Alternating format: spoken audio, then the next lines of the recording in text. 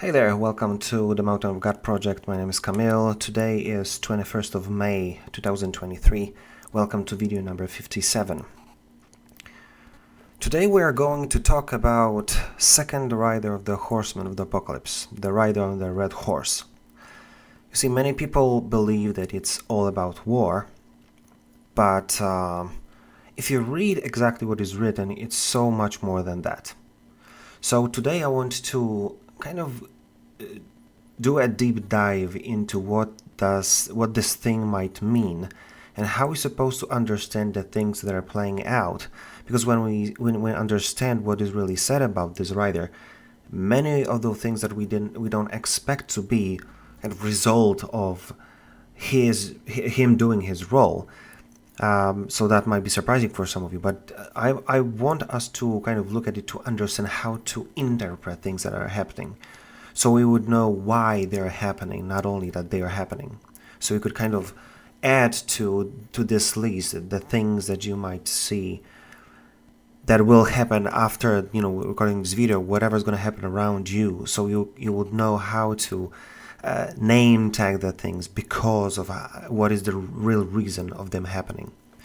So let's go right into the Bible, and let's see what is really written about this red horse, or the horseman of the second horseman. And in New Version or NIV version, this is what is written. This Revelation 6:3 and 4. When the Lamb opened the second seal, I heard the second living creature say, "Come." Then another horse came out, a fiery red one. Its rider was given power to take peace from the earth and to make people kill each other. To him was given a large sword. And you see, it's kind of obvious that this kind of verse would push us toward thinking about war, especially because we've seen two world wars in 20th century, and the thing which is written about him being given a large sword that kind of pushed this kind of narrative of looking at it this way. But interestingly enough, I think we kind of connected this verse to the things which are said in Matthew 24, 6 to 9, where Jesus is talking about the end times, and he says, "You will hear of wars and rumors of wars, but see to it that you are not alarmed. Such things must happen, but this end is still to come. Nations will raise against nation, and kingdom against kingdom. There will be famines and earthquakes in various places. All these are the beginning of birth pains." And then he's talking about persecution of the church and so on. But obviously, because I heard many times people say, the first horseman, everybody could say that, since kind of like Napoleon Wars, the wars in much bigger sense, I guess, than just local wars. Everybody of them could say, "Oh, this is the end of the world." But especially, World War I and World War II, not even mentioning this. But I want you to kind of understand and look at it from the perspective of what was really written. And this is exactly what's said. The Lamb opened the second seal, and there's the horse, the fiery red one. And interesting enough, it says it was not sent to cause war. It was sent to give power to take. He was given the power to take peace from earth. So as a result, people will kill each other.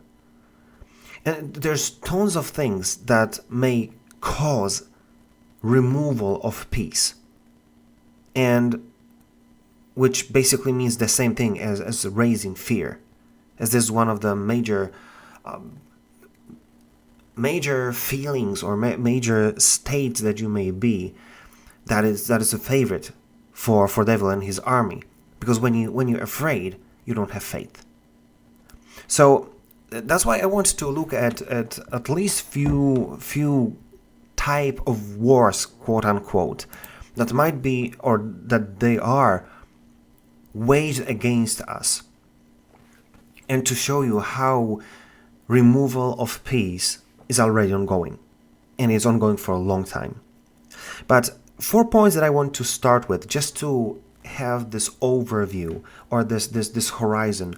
What is the angle that I want to look at it? First of all, I want you to understand again that it's all about lack of peace, not the war itself, although war is a great way to remove peace. But it's all about fear and death as a result of it. Second, that it's all about control. That it's not the end goal is not really the fear itself, but there's something else behind it. And three, something that is very important, something that I think it's just how I feel about all horsemen of the apocalypse when I read it, that it looks like to me that all of them will be man-made. That exactly as we could see in most of the places in the Bible, when God was sending judgment, he sent it through other people, meaning other kings, other kingdoms.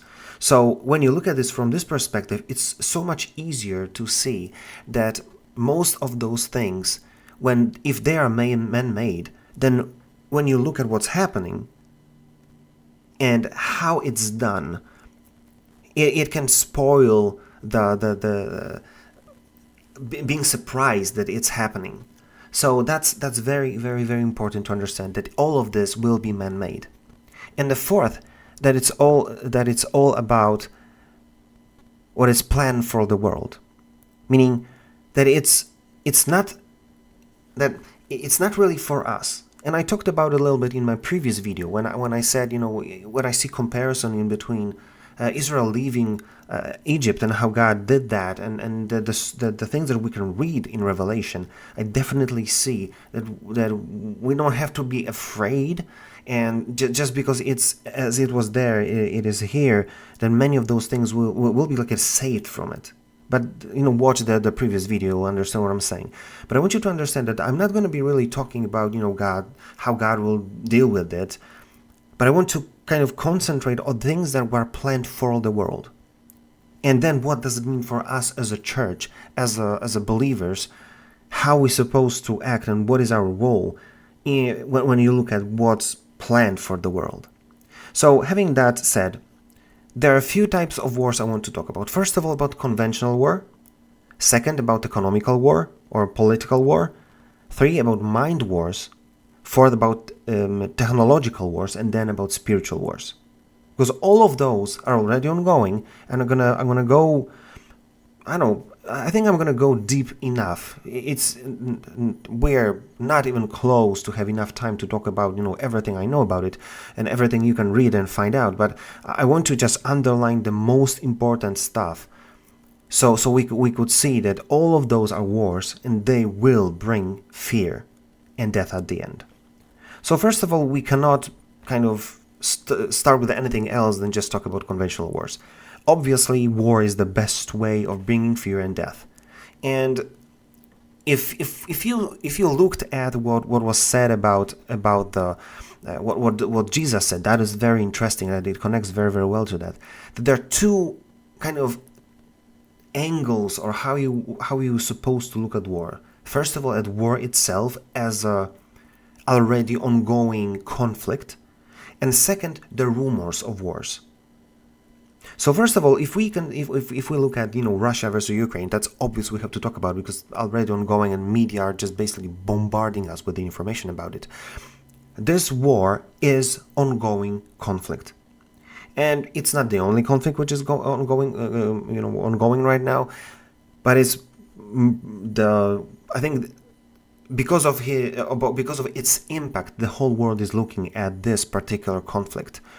And if you look close enough, I don't really want to go in a political side of things, but I want you to understand that this much bigger war than just local war in between Ukraine and Russia and Ukraine, because of two things. First of all, if you look how this game is played, basically the West is sponsoring Ukraine and give them armies, guns, and money for the war.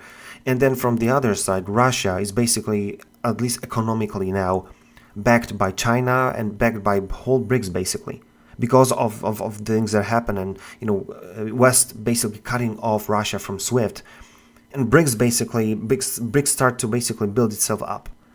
So we kind of did, or kind of made the Cold War 2.0. That's basically how it looks like. So, at least for me, Russia and Ukraine war, it's basically war between West and BRICS countries, or East. And again, because we see how big impact it has on all Western countries, like whole Europe basically, and United States as well, and how, something that's supposed to hurt Russia, it hurts everyone else. Because, Russia, the ruble is the highest it was, and then the export of oil is the biggest, as far as I know, since the beginning of war, or even before. So it looks like this war, it's much broader than just local conflict. So this is war which is ongoing, like Jesus said, no, you're going to hear about wars. But then why would he say about rumors of wars? Because rumors of wars, at least for me, it was always something that I was thinking about, because it was something, why would Jesus say about rumors of wars? Because rumors is not something, it's not something that's happening or is live right now, but something that it's planned. Because you don't rumor of wars if no one plans it. The rumors are there because someone is trying to do something behind the closed doors, right? And that's why at least three things right now it would be good to understand that they're brewing. First of all, China versus Taiwan. So basically, the China, and their plans to take over Taiwan, and basically, U.S. said that they're not going to be sit in place and do nothing about it. So again, it's another level of this Cold War 2.0, which is basically looks like it's going to be hot really soon. Hope not, but that's what prepared. That's the rumor of wars, and another one which is basically becoming kind of brought up. It was quiet about it for a long time, but it's not anymore. At least for what I see, it's Israel versus Iran, and that's very interesting because it's much deeper than just than just because we're touching the basically the peace process, and the whole Middle East will be on fire if Israel attack Iran. It's gonna be massive in consequence. So that's why it's not surprising that many people in media are talking about World War III. Because if we have Russia and Ukraine war, which is basically having impact on the whole Western world and Eastern as well, and then if China would attack Taiwan and Israel attack Iran, then we have World War III. Because if that local conflict has so much impact, imagine how worse it's going to get if we're going to have those wars which going to spread much wider than just local wars. But I want you to hear one thing which is very interesting that I kind of stumbled upon it years ago, but it's at least for me it explains a lot about wars itself and how they are waged. And if you understand this, many things are going to become much easier to grasp. Listen to Simon Sinek and what he's going to say about game theory. Listen to this. Of these two type of games, finite games and in the mid-1980s, Dr. Kars theorized the definition of these two type of games, finite games and infinite games. A finite game is defined as known players, fixed rules, and an agreed-upon objective. Football, baseball. There's always a beginning, middle, and an end. And if there's a winner, then necessarily there has to be a loser.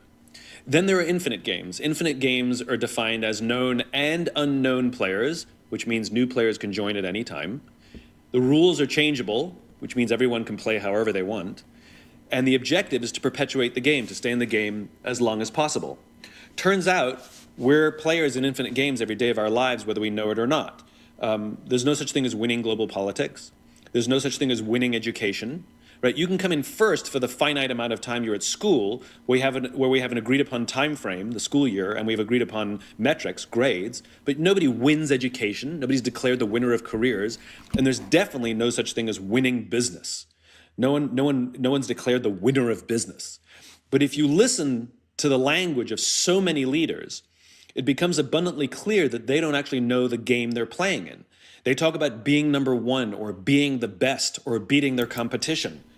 Based on what? Based upon what agreed upon metrics, objectives, or timeframes.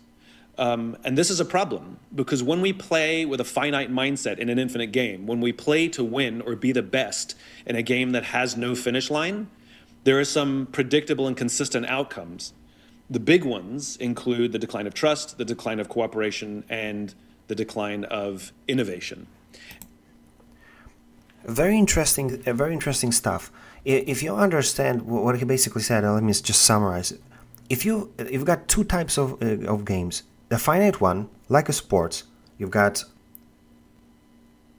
like a dedicated amount of time, like I don't know, 60 or 90 minutes, and the rules is very simple. The team that scores the most amount of points wins.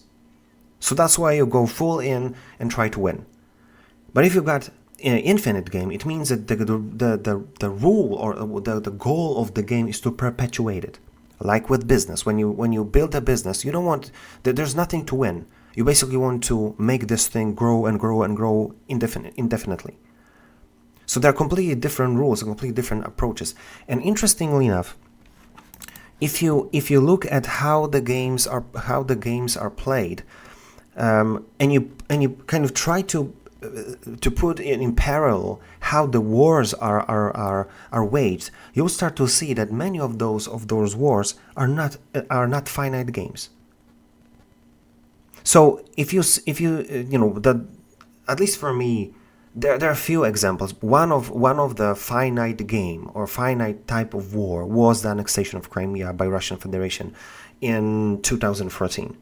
They want to just basically take over the Crimea. It took them a month and 6 days, but they started and they finished after a month. It was done. That was a finite game, finite type of war. But if you look at other wars, how would you end a war on drugs? What is the goal? How can you win the war on drugs? Theoretically, if you remove all the drug plantations, all the drug dealers, and all drug production, maybe it could be done. But that's in theory. You'll never do this. You'll never be able to do this until you got in taking over and basically destroying it all. But as a human beings, there's too much money. There's you destroy one, there are two new I don't know, mafia or whatever organizations that they're gonna produce and until there's so much money to be made there, the drugs will be there. So why would we have since 1971 the war on drugs? Did we win? It took like 20 or 30 years. Nothing really changed. The drugs are still here, but there's so much money, so much fear produced. Again, war on terror. Started 2001 after 9/11, right? How do you win war on terror? Did supposedly terminating Osama bin Laden, did that finish the war on terror? How many countries were bombed and how many countries were destroyed just because of the war on terror? You see, that's the whole point. The infinite type of game or infinite type of war basically gives you enemy that you cannot destroy. You're just gonna perpetuate this whole thing as long as we want. Because the whole deal is not about the war itself. It's about what is the goal hiding behind the war that we started. Because there's always something to be gained. War is great for business, right? So that's why when you look at Russia and Ukraine, at least for me, obviously I don't want to downplay, all the casualties, all the people who were hurt, destroyed, killed, and this is terrible. War is never a good idea. Especially because like normal people like you and me who just want to live and have family and be happy, they basically pay the price. But if you look how the war in Russia is produced, it's not a finite game. Because if Russia would want to basically destroy Ukraine and take over, they would carpet bomb the whole thing and they would end this whole thing in 2 weeks. But they didn't. And you can, there's different theories why, but the whole thing is like, look how much bigger impact it has on Europe, on the United States. And the economy. Look at right now, we're talking about global crisis because of Putin. Really? What if this whole thing, the whole crisis was the plan behind the infinite type of game? That the gain that the people who started the war had is to destroy the world, and bring fear and pain and death. Can you see it now? The red horsemen of the apocalypse, when we talk about conventional wars, they're going to bring pain and destruction not only by war itself, which is local right now. They're going to be probably much more wars, and the fear and destruction will be brought by the impact of it, by economy and other stuff. And we're going to talk about it later. But you see, that's why I want you to understand that it looks like this kind of war, it's not a finite type of game. And I want just to prove my point, let us see the video. Let me see where I have it, because it's a very important one for us to look at it. This is what was said. I'm not sure how. What was the year that this thing was recorded? But it's very, a very important thing to hear. Let me just over here. Listen to what was said. About 10 days after 10 days after 9/11. That explains a lot. 9/11, I went through the Pentagon, and one of the generals called me and he said, "Sir, you gotta come in. You gotta come in and talk to me a second." He says, "We've made the decision. We're going to war with Iraq." I said, "We're going to war with Iraq? Why?" He said, "I don't know." He said, "I guess it's like we don't know what to do about terrorists, but we got a good military and we can take down governments." So I came back to see him a few weeks later, and by that time we were bombing in Afghanistan. I said, "Are we still going to war with Iraq?" And he said, "Oh, it's worse than that." He said, "I just got this down from upstairs," meaning the Secretary of Defense office today, and he said, "This is a memo that describes how we're going to take out 7 countries in 5 years, starting with Iraq and then Syria, Lebanon, Libya, Somalia, Sudan, and finishing off Iran." It's like insane that this was just said. How do they not talk about that every day? Listen to this, because this is... You see? This is something that's supposed to scare you. That the rumors of wars are there just because 10 days after 9/11, there was a ready plan to attack 7 countries. Do you think that someone just woke up that day and when the 9/11 happened and they just planned the whole thing in 10 days? No, everything was planned. That's why I'm not going to even go there. But 9/11 doesn't look like it was something that happened and nobody knew about it. And there are documents for it, but it doesn't even matter. This was whole a plan. Because red horsemen of the apocalypse it's already here. And these are the rumors of wars. And interestingly enough, Iran is the last. And this is the only country, as far as I know, which was not in war since 9/11. So interesting, it is very interesting that this war against Israel against Iran, it's coming into the news again. So we talked about the conventional wars. Okay, we got it. And we understand that it looks like the things are happening, are planned, and they're not just to end up quickly, but there's so much more things that someone is trying to achieve using perpetuating the war. But let's look at the economical and political war, and that's going to touch foreign and domestic stuff. Looking from the country that you live in, especially for you guys that you live in US, you're the part of the superpower that making this whole transitions and changes and attacks, and this one of the important sides in this whole Cold War 2.0 as I call it, right? But look at it this way. How would you define the economy? Because at least for me, when you're not trying to get a dictionary definition of this word, you would say, well, this is like a set of rules that we try to figure it out and apply, so we would have this level of our life risen, right? So for betterment of the human race, we just created some rules so we would be able to control and measure what's going on. But do you feel that it's happening? We've got so much technology. We've got quantum computers. We fly. We're doing things that for so many millennia people wanted to do, but they never could. We did. And then when you look, it's getting worse and worse. And obviously, if you listen to some people, the lowest part of the poverty, it's better. And thank God for this. But if you look at right now, for the last few months, everybody's scared because we're talking about another global crisis. And the top people from IMF, and other central banks, the U.S. government, all of them are saying prepare because it's not going to be fine, including Blackwater people. There's so many huge names talking about it that it's scary, and that was the goal.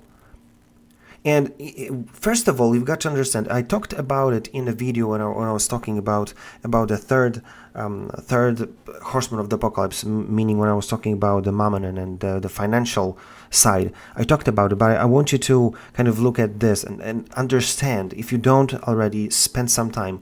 Watch, this is the Money as Debt documentary that explains a lot how the whole Western economy is built. And it's not only for the Western economy, because the same games are played in China and so on. But I want you to understand that this whole thing is a scam. Listen to just a little part of this thing.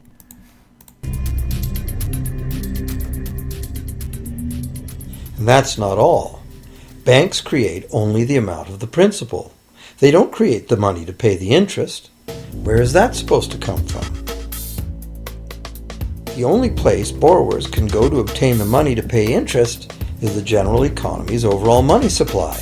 But almost all that overall money supply has been created exactly the same way, as bank credit that has to be paid back with more than was created. So everywhere there are other borrowers in the same situation, frantically trying to obtain the money they need to pay back both principal and interest from a total money pool which contains only principal. It is clearly impossible for everyone to pay back the principal plus interest because the interest money doesn't exist. Do you grasp that? If you understand how the fractional reserve banking works, it produces the debt which is more than the money which are created to pay this debt. So mathematically or logically, there's no way ever to pay to pay our debts. Just no way. So that's why, if you understand that, that many economies are saying this as well, that there's no way this thing gonna be paid, and there's no logical and mathematical way for this thing not to fall. So maybe that's why we're talking about CBDCs and all of those things, just because we know that the system is rigged, and it was done this way to usher a new system, which will be the beast system. And I talked about it in a previous system. That if you know how the CBDCs works, you know that this is like basically total hostile takeover. There's no privacy at all, and we're basically gonna pay the price as a human race, that we allow them to be played. But going back to the GFC, which was the global financial crisis in 2007 to 9, more or less. If you think that this thing happened and is no longer valid, meaning that we sorted out, I want you to understand what happened in between then and now. Look at what happened in Cyprus in 2014. European Union has decided, it is infinite wisdom, well, that's sarcasm, to rob the personal bank accounts of Cyprus citizens to pay for its bailout of the country. And they basically woke up Saturday. That should serve a lesson to all of us. Specifically, account holders with 100,000 euros or more in their accounts will have 9.9% of their money alleviated, while those with less than 100,000 euros will have 6 and 75% of their money confiscated. They didn't use, as with bailouts, money from the government to pay for the financial institutions and companies like GMC and all of those car companies. as they used the money from taxes, but now they basically confiscated the money from the accounts. And interestingly enough, it happened in Cyprus, and it was a test, and it was a successful test. And I want you to understand that since then, the bank law was changed. So now basically, when you put money in your bank, it's not your money. If you're gonna get it, that's great, but they don't have to. They just basically can take money from your account. And so that's why the CBDCs are dangerous again, because you will have to have money in your account, and you won't be able to have cash. So then, basically money, for whatever you do, for whatever reason, someone will decide that you owe something to the government, they're just gonna take it. Can you see how this whole thing will bring fear, and how this thing was planned in between? Because that happened. And then look at where we are when we're talking about global debt right now. This is global debt monitor. That was 2022, and there's tons of data. If you want to read it, I'm going to put the links under the video again in the description. But look, I want us to look at this thing. Just make it a little bit bigger. Look. That was the GFC, the global financial crisis of 2007 to 9. You might think, we kind of learned the lesson, right? We did everything we could to kind of make it better and so on, right? Look where there's global debt right now. We did a great job of raising the global debt. Can you see how this whole thing is rigged? How this whole thing leads to basically destroying the world economy just because the new system has to be brought out somehow. And you need to have global public to say, please save us. And they will have the solution already prepared, which is the CBDCs. And this is so-called Hegelian dialectic, which basically means I'm preparing the crisis, and in the meantime, I'm preparing the solution. So when a crisis comes, people say, "Oh, please save us." I'm coming as a savior because I proposed the solution, which was my goal from the beginning. And that's again happens with economics. That's why I say the economy in itself is another type of war, which brings fear, which brings death, and which basically is waged against us. I would say successfully.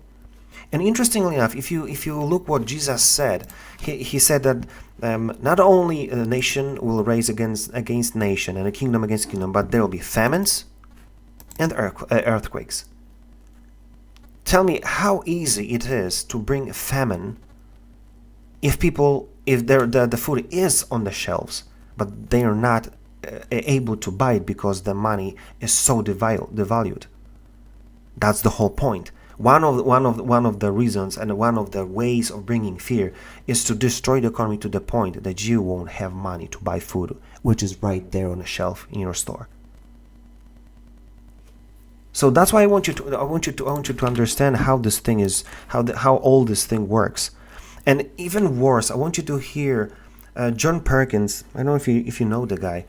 This is a gentleman who worked for the U.S. government as a so-called economic hitman, and I want you to listen to what he has to say about how the economic wars are waged in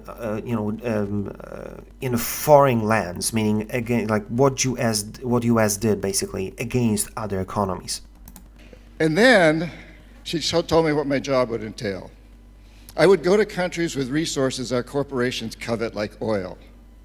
I'd arrange a huge loan to those countries from the World Bank or its sister organizations, but the money wouldn't actually go to the country. It would go to our corporations, Bechtel, Halliburton, Brown and Root, familiar names, to build big infrastructure projects in those countries and incidentally make huge profits in the process.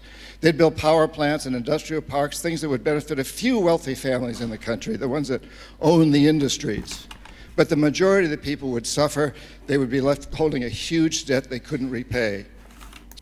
Just pause for a second. Raise the whole thing so you would see what he's saying. So we'd go back and say, since you can't pay your debt, sell your resource, oil or whatever, real cheap to our corporations. Privatize. sell your utilities, your schools, your jails, everything like that to our corporations.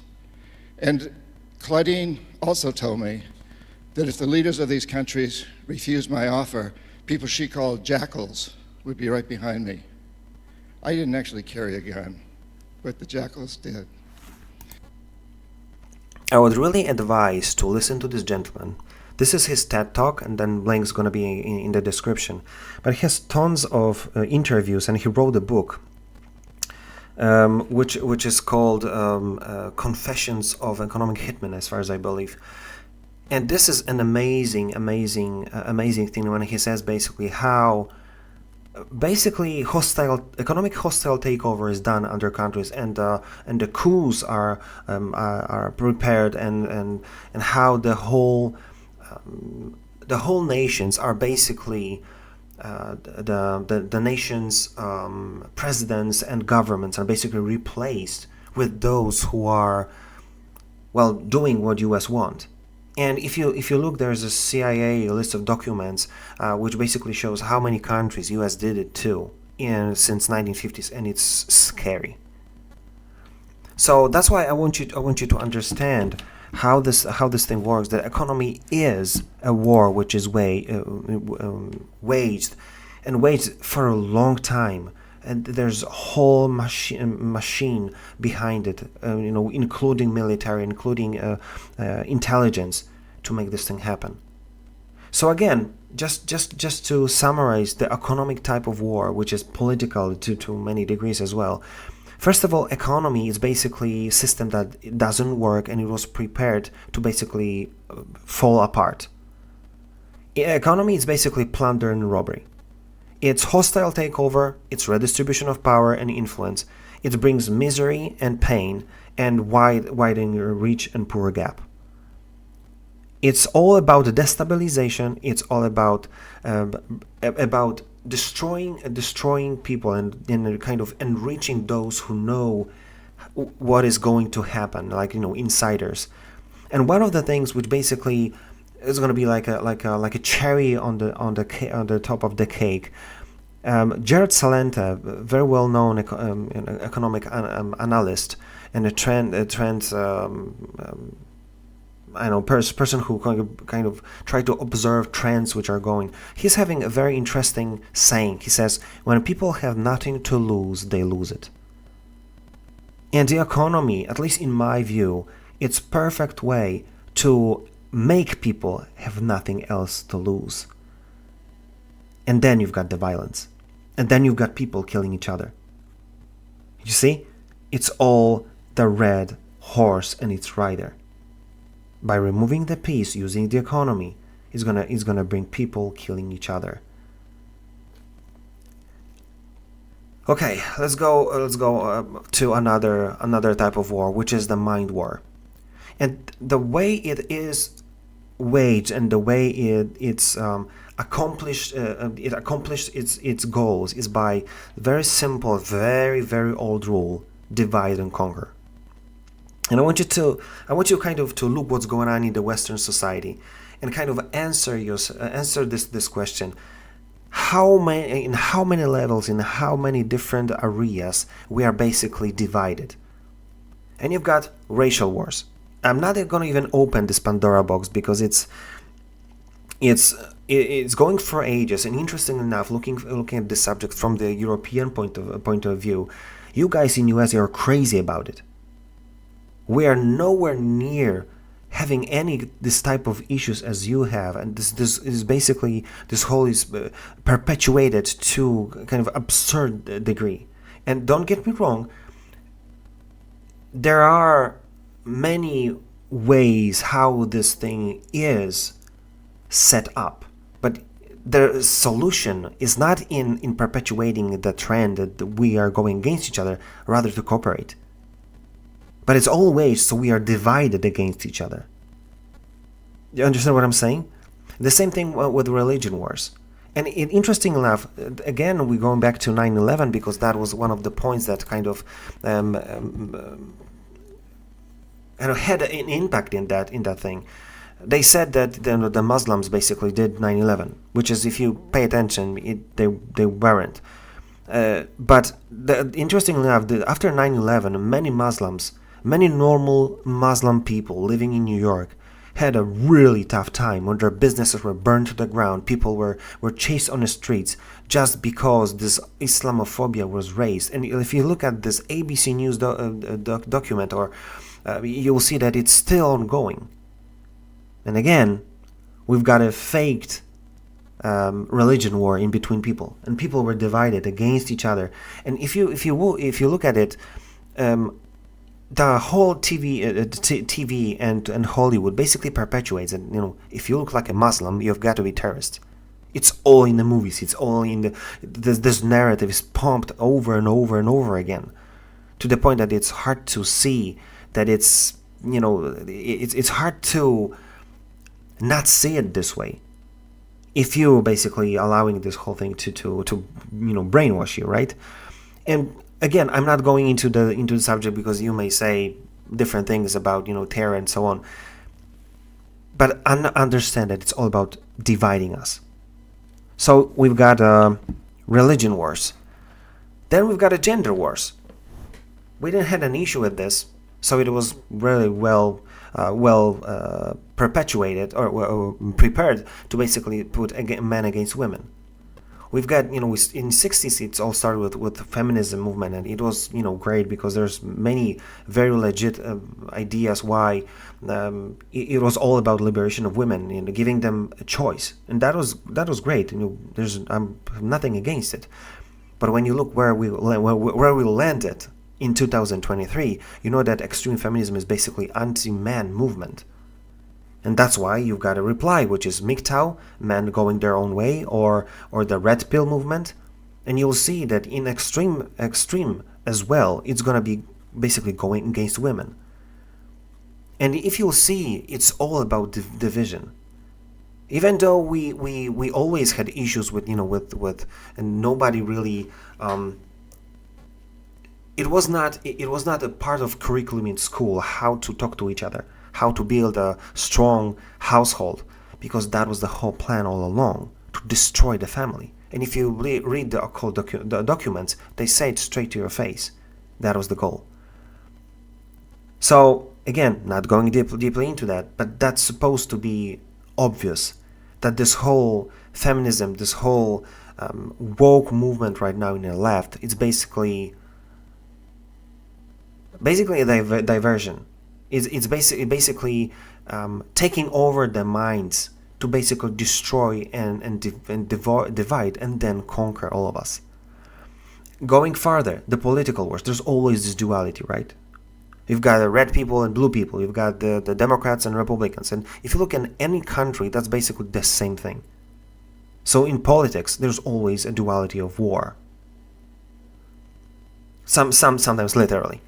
But then you've got relativization of everything, blurring the lines. Nothing is clear anymore. No norms, no rules. To the point that we got right now, the fact that we have to talk about it is absurd. Look at this. Welcome back to Piers Morgan Uncensored. It's a simple question that now terrifies politicians the world over. And it's this: what is a woman? Well, Conservative podcast host Matt Walsh, in a moment of defying intervention, has made a documentary about it, and it's called simply, What is a Woman? And it's out now. What is a woman? Can you tell me that? Well, you're at the Women's March. You must have some idea. Please, if one person could tell me what a woman is. You are not here for women! We ask you to leave! What is that? A woman is not anything in particular. There is not one particular thing. It could be many things to many people. Some women have penises, right? Some men have vaginas. I like scented candles, and I've watched Sex and the City. Yeah. How do I know if I'm a woman? That's a great question. You're not a scientist. The fact that we got to redefine the word or try to explain, we don't know how to define a simple thing as woman, it shows how deranged we are right now, and how this whole woke movement and this whole gender fluidity, when it's all started, and all this whole thing is an absurd, and it's basically to destroy everything and everyone. Because if you understand it, if you don't know what the rules are, you're never gonna be successful. You're never gonna be You're not going to find yourself. You're never going to be good at something if you don't know what are the rules that you're supposed to play with. Or play along, right? So this, and then it goes even darker. And I want you to understand that this whole movement, starting from homosexuality and so on, then the LGBTQ, and then another letters and so on, all of this was basically to allow this to happen. Miriam Hain, a medical student from Germany, is presenting her controversial paper on the subject of, quote, why our perception of pedophilia has to change. Give it a listen. According to current research, pedophilia is an unchangeable sexual orientation. Did you hear that? I want you to understand that this is the whole point, because if you understand the top of the church and the top of the occult, it's basically abusing children. So that's why that was the goal. And if you understand, the universities are using this, and this is another person that's going to talk about that question. I use the term minor attracted person, or MAP, in the title and throughout the book for multiple reasons. First of all, because I think it's important to use terminology for groups that members of that group want others to use for them. And MAP advocacy groups like Before You Act have advocated for use of the term MAP. They've advocated for it primarily because it's less stigmatizing than other terms like pedophile. Less stigmatizing when we're talking about abusing children. You see, that was the whole point, to legalize abuse of children. And if you're a Christian, if you understand how this whole thing was played for millennia, you understand that as it was in the time of Israel, when basically burning children for Molech were basically in some period of times they were norm, because the sacrifices were needed because we had this Molech as a god, or Baal. We're going back to the same thing. Abusing children is normalized, and that's the whole point. That's the goal of the occult. And again, this is a mind war. Can you see how all of this is coming back? There's nothing new under the sun. It all happened already. We're just trying to go back, and the devil is playing this whole game just to go back to things that he already had. And I want you to look at this as well.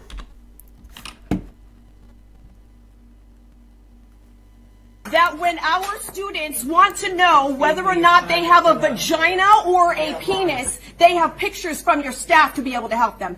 They don't have enough sex. They don't have enough anal sex. They need adults to tell them how to masturbate. And what I call that is... So here's what I'm asking you. You have a hard time hearing this from me, but this is for 10 years old and up, and this bill was passed for 5-year-olds.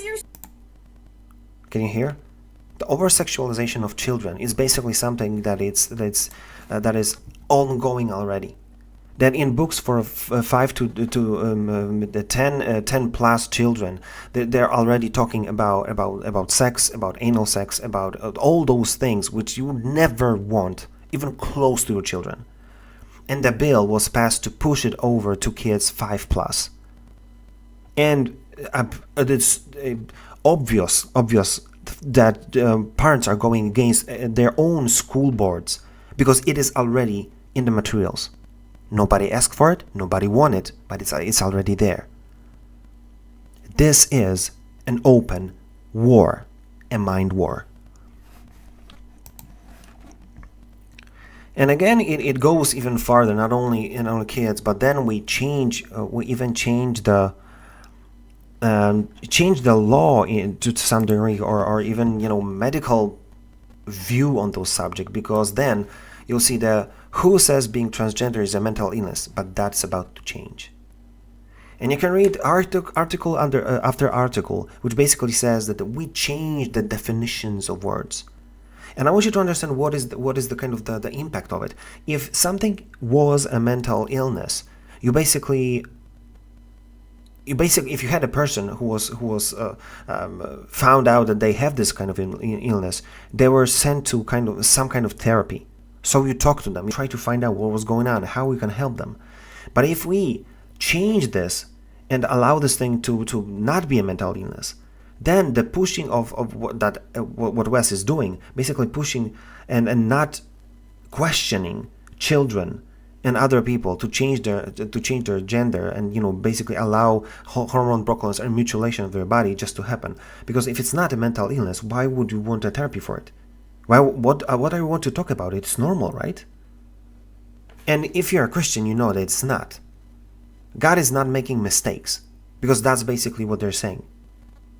Obviously, there's like a very small percentage of biological people who might have some kind of issue. But again, if you know how the power of God works, you know that even if someone is born like this, there's a way of doing this in the power of God to deal with the problem, not with the scalpel. Another kind of war that is waged against us, and the horrifying thing, it's against children. And let's go even farther. What is another mental war that we played? Abortion. Look in how in a quote unquote few years everything changed about abortion. Abortion is norm right now. Murdering children is fine. Again, 1,000 years ago we burned kids for Moloch and Baal. Now we basically murder them in the mother wombs. The same thing. And look at the statistics. In 2020, almost 1 million kids were killed. Almost 1 million. But let's look at even more scary statistic, I guess. That was done.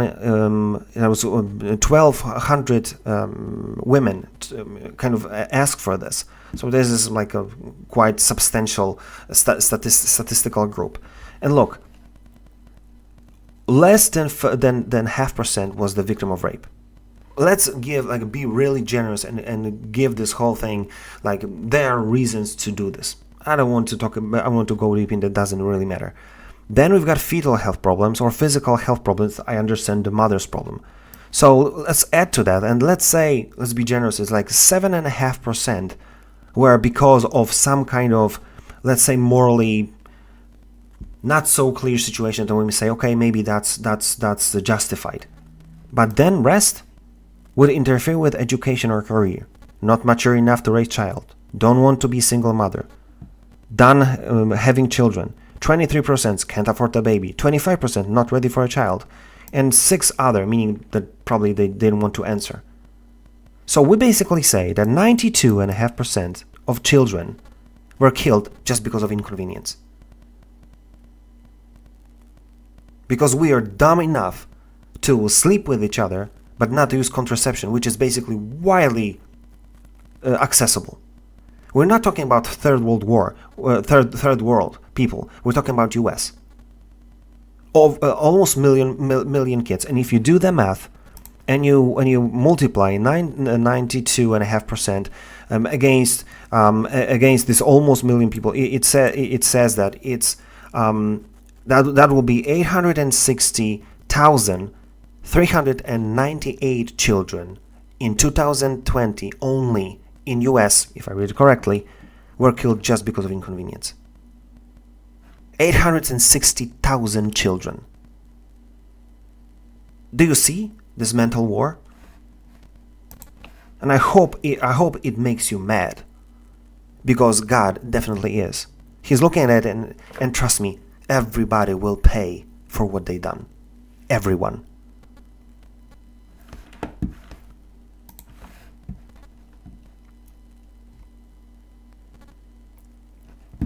Okay, that doesn't matter really. Moving forward. There are other things that I just want to mention. I don't want to really go deep into it, but if you look at the green agenda, evolution, and all the theory of cosmos and the Big Bang and so on, One thing that I want you to kind of understand, that one another mental or mind war is to say that there are so many other things more important than human life. Because if we're just dust somewhere in the cosmos, then human life doesn't matter. And it's so much easier to sell abortion, it's so much easier to sell killing people just because you downgrade the value of it. And that's why this whole thing, it's basically a war against human life. But we're gonna go there in the next video much more. So I just want to mention it because it is a part of the mental or the mind war. Another thing is the politics, and if you read, let me see if that's the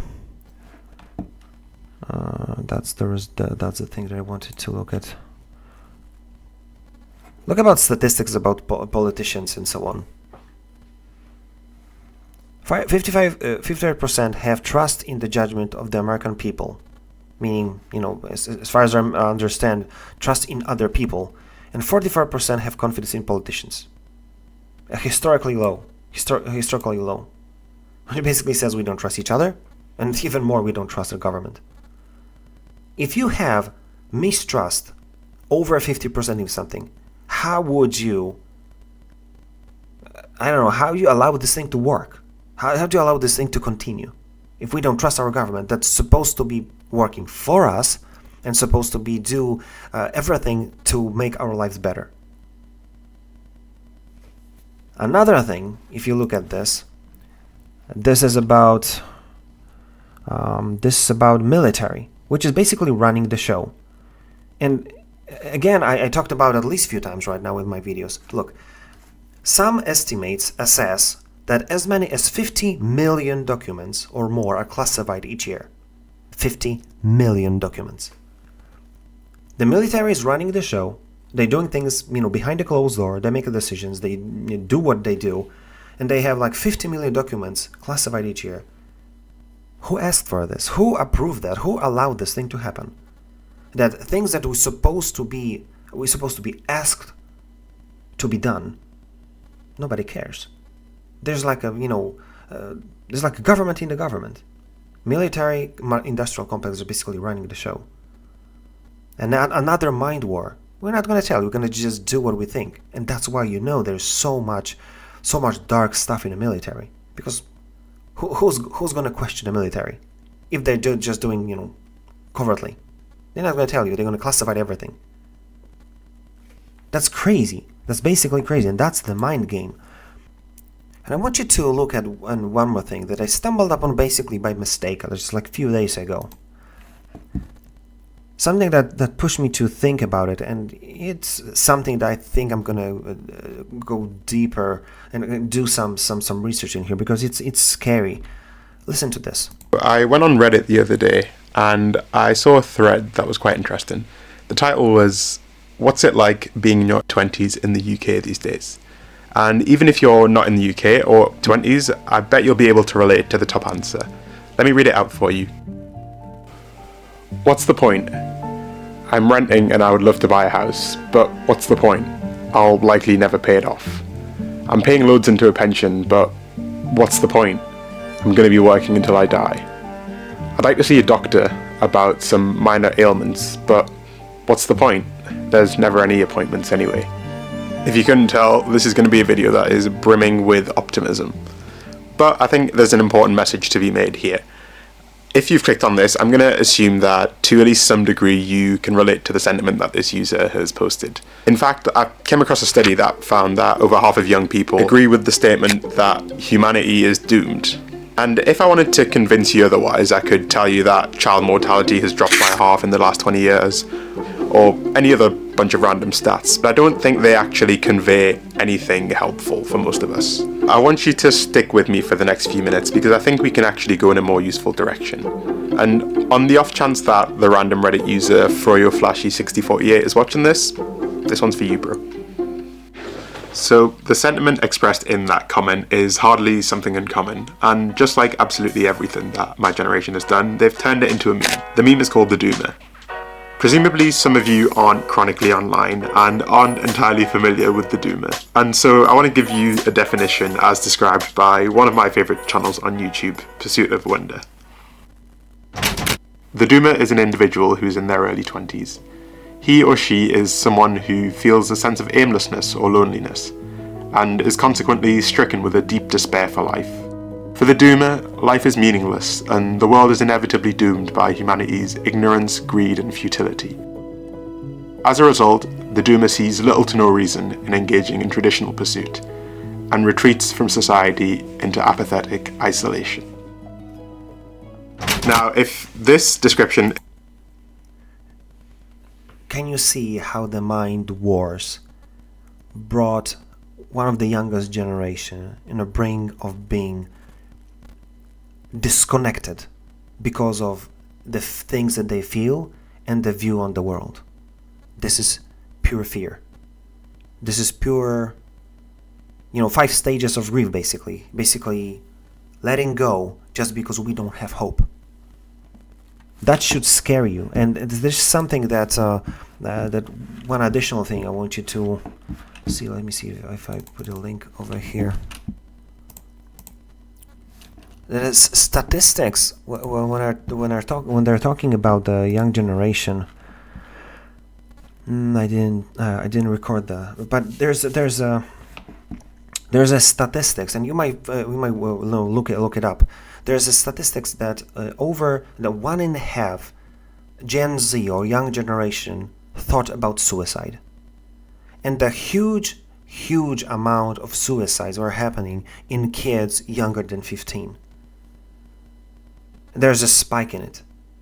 If that's basically not a mind war, and if that's not people killing other people because of the mood that and the situation when the world is in right now, I don't know what is.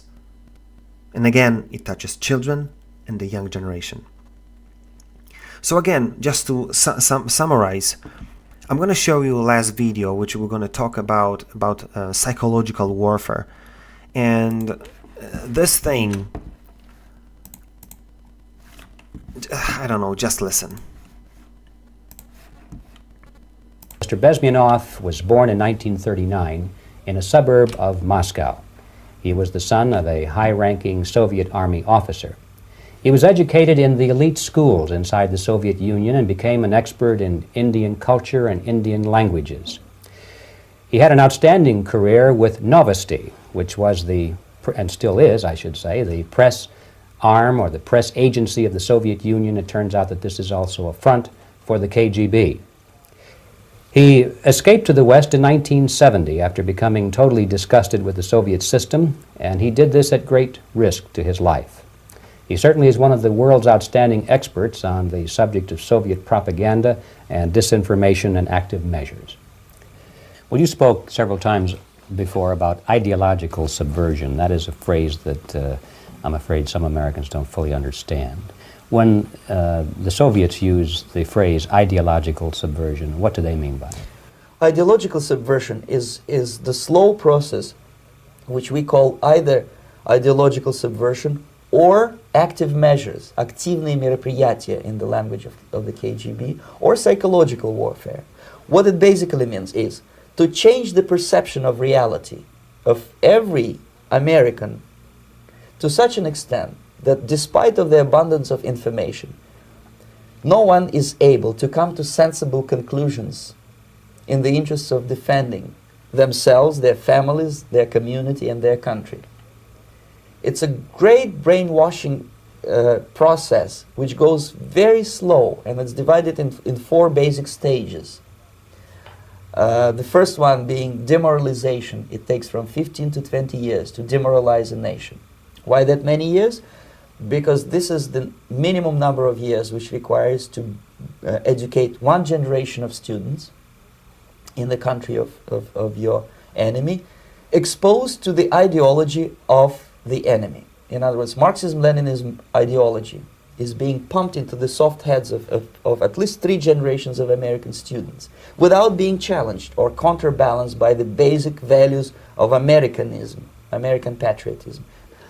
The demoralization process in the United States is basically completed already.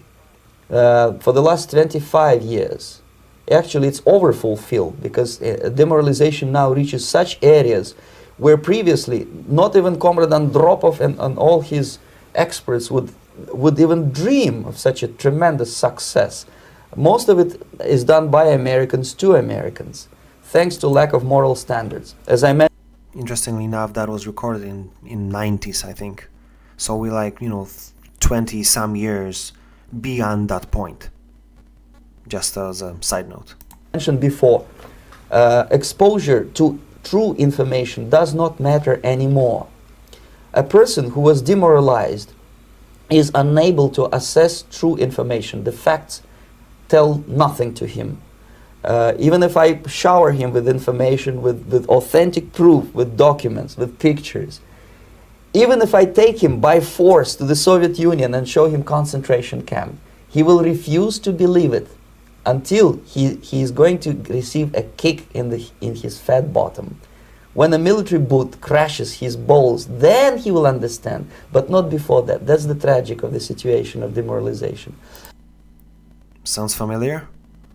People not being able to see the truth even when it's shown straight to their face. The next stage is destabilization. This time, subverter does not care about your ideas and the patterns of your consumption. Whether you eat junk food and get fat and flabby doesn't matter anymore.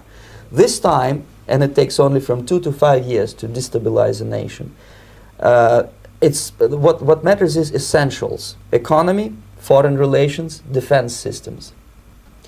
And you can see it quite clearly that in some areas, in such sensitive areas as defense and economy, the influence of Marxist-Leninist ideas in the United States is absolutely fantastic. I could never believe it 14 years ago when I landed in this part of the world that the process will go that fast. The next stage, of course, is crisis. It may take only up to 6 weeks to bring a country to the verge of crisis.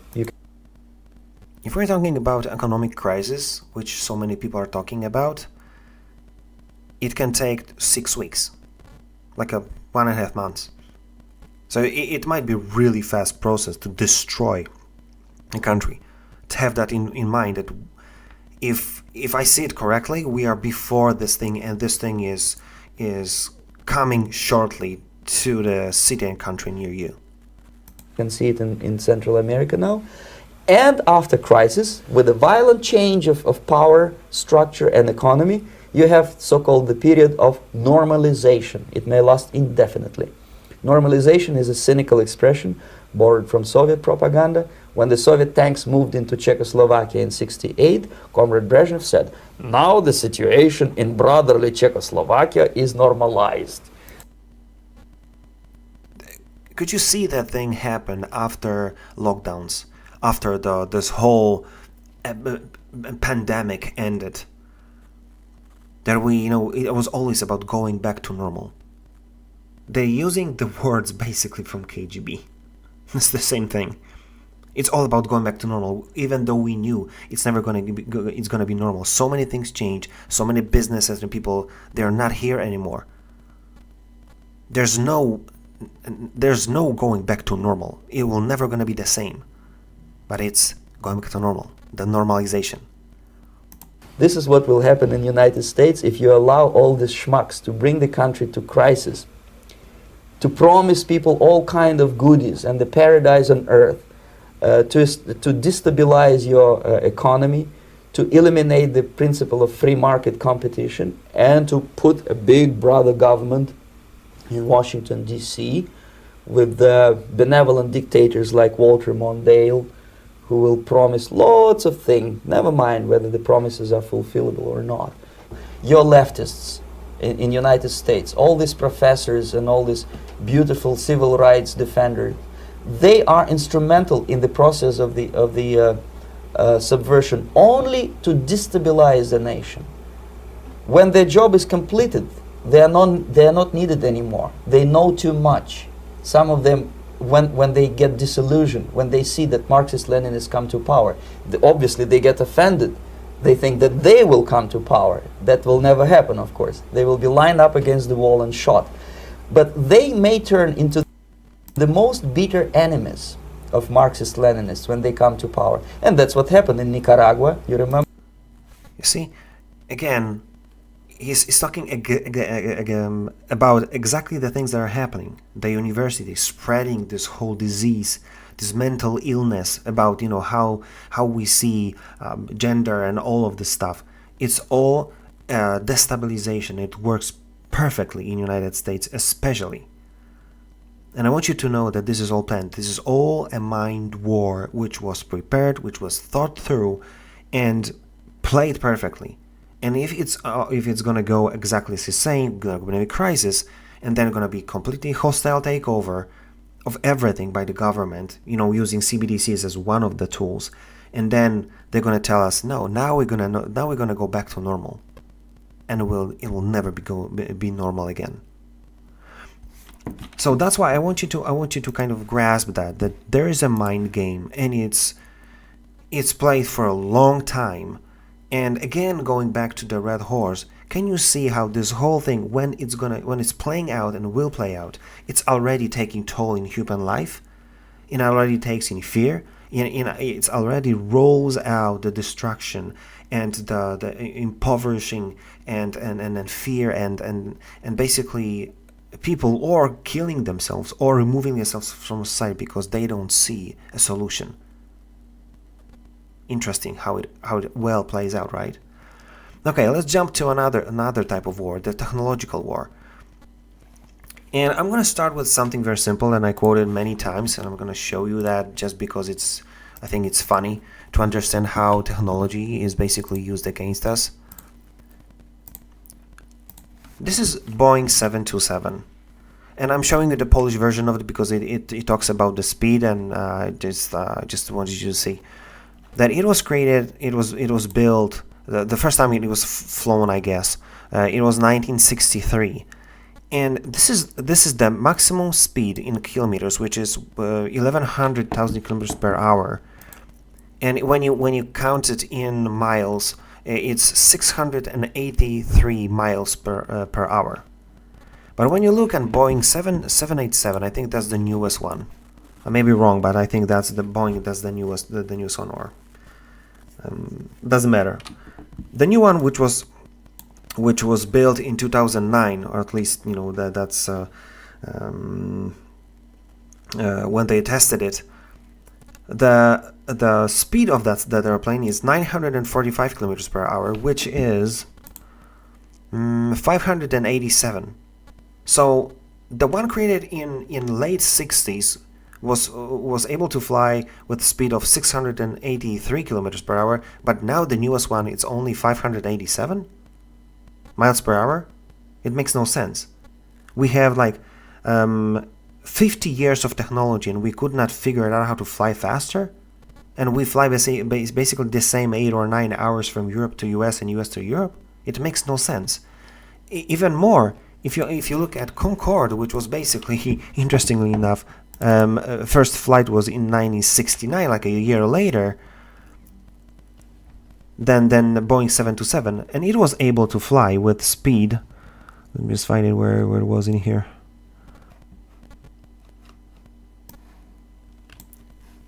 So if you look here, the maximum speed of that plane was basically 2,179 kilometers per hour, which is 1,364 miles per hour, in comparison to the newest plane from 2009, which is 587. So you were able to fly with this thing from Europe to US and the other way around in 2.5 or 3 hours. How is that possible that 50 years later we're still flying 9 hours, even though we were able to do it in 3? Can you see how the technology is basically used against us? Again, electric car. Now we're saying that it's so hard to get the Tesla to run farther than 300 kilometers or something like this. And then you see in 1930s they had electric cars, just electric cars that were able to do 1,000 miles. How is that possible? It was like It was like always like 90 years. How is that possible? And then you want to watch few documentaries if you're interested in that subject. There's a documentary called Who Killed the Electric Car. It is about GMC car called EV1, as far as I remember. A very interesting documentary about electric cars and how this whole thing is basically they had it ready, but they put it on a shelf just because there are some different lobbies. You want to watch, if you want, Who Killed the Red Car. It's all about the electric trams in US, which were basically put to scrap. Very interesting thing as well. That tells you a lot about electricity and so on. And you would ask yourself, why would we had this technology so many years ago? How is that possible that we are not using it? It will make it will make things much easier and much cleaner and so on, right? I want you to look at this and tell me that this is normal. Tell me that this sounds fishy to you. Listen, I'd go to the moon in a nanosecond. The problem is we don't have the technology to do that anymore. We used to, but we destroyed that technology, and it's a painful process to build it back again. But how dare you? How dare you, NASA, to say something like this? We supposedly put a human on the moon in 60s, right? And then we're like 50 some years after. We've got quantum computers now. We've got things that people didn't even dream about in those times. And we destroy technology. We cannot build it again. How dare you? How dumb you think we are? This is simply spitting in our faces, basically saying that we're dumb, that we're not gonna. It was, I don't know. It's basically craziness. But I want you to understand that everything again is war. Everything is basically to make us suffer and bring fear. And that's why I want you to see this thing. I don't know if you know that there's something called planned obsolescence. And it's all started with the bulbs, but I want to show you other thing because it's kind of interestingly show how simple things are used against us. In 1940, the chemical giant DuPont announced the arrival of a revolutionary synthetic fiber, nylon. Girls celebrated the new long-lasting stockings, but the joy was short-lived. My father worked for DuPont before and after the war in the nylon division, and he told me a story about how when nylon first came out and they were trying it out for use in stockings, the men in his division were asked to take these stockings home for their wives and girlfriends to try out. My father brought them home to my mother, and she was delighted with the first products because they were so sturdy. The DuPont chemists had every reason to be proud of their achievement, as even men touted the strength of nylon stockings. The problem was... Can you see this? Do that today with the stockings right now. They towed cars with it. They lasted too long. The women were very happy with the fact that they didn't get runners in them. Unfortunately, this meant that the companies producing the stockings were not going to sell very many. DuPont gave new instructions to Nichols Fox's father and his colleagues. For the men in his division, it was back to the drawing board to try to make the fibers weaker and come out with something that was more fragile and would run so that the stockings wouldn't last as long. Can you hear it? And this documentary is awesome because it talks about many other things. And we know because that this thing is still ongoing because there's tons of other situations that companies basically were sued because of this kind of practices, like Volkswagen and their engines and so many other things. So I want you to understand that it started in 1920s, I think, with the light bulbs, and everything basically is done and weakened in comparison to the original discoveries and the original patents, just because it's wears out or destroys faster, so we have to pay. Again, brings misery and destruction and fear in some cases, because basically if you don't have enough, these kinds of practices are basically anti-human, and it's all planned. This is a war against humanity, and we know about it for years. Is anyone doing anything about it? Nah, why would you? And there are other stuff that I want you to, I'm just gonna mention it. I'm not gonna go deeper into that, but there are technologies which are basically hidden, which would make life completely different for many. Do you know that there was at least few people that were able to do a car running on water? And this is about Stanley Marius. I'm going to show you this video just to show you how this whole thing looked like.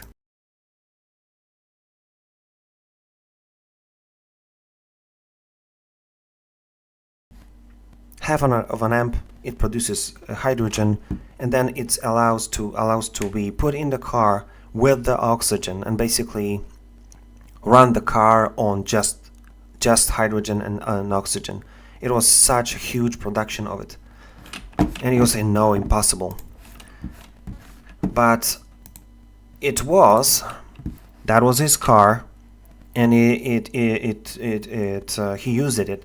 And then I know that he, as far as I remember, he was on the process of dealing with, I think, military, to have patents to make this technology used in military. But this is what happened. Money, people do anything, you know. He was in contact with some guys from Belgium representing some energy enterprise. They wanted to buy his patents and his technology. As I gathered, he actually refused. I think it was $250 million or something. And once he refused and he was announcing that he was going to do it himself, then he was eliminated by poisoning or something like that.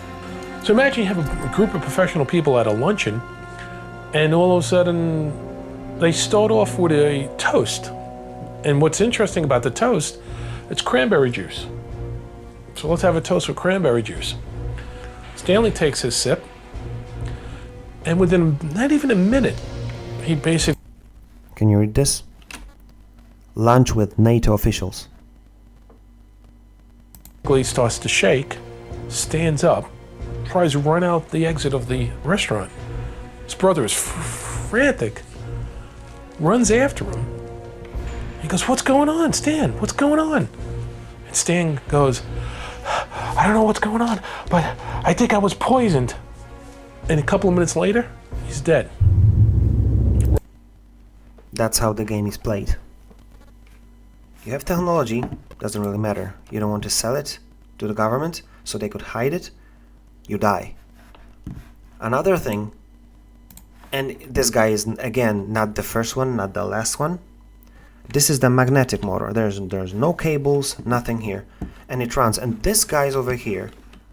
This is the university, Dutch university. So these people around here knows what they're doing. You cannot fool them. They're not just, some internet fools that are going to fall for it. And this is how it works, without cables.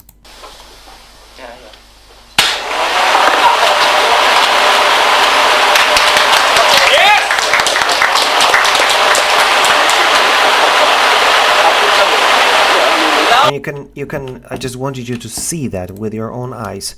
This gentleman is called Muhammad Ildiz. I'm not sure what's going on with him, if he's alive.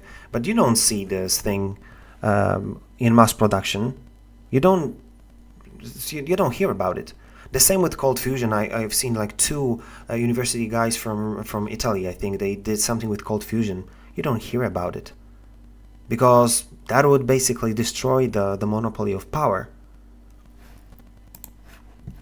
But I want you to see a few documents that would explain a lot why this war is waged against us.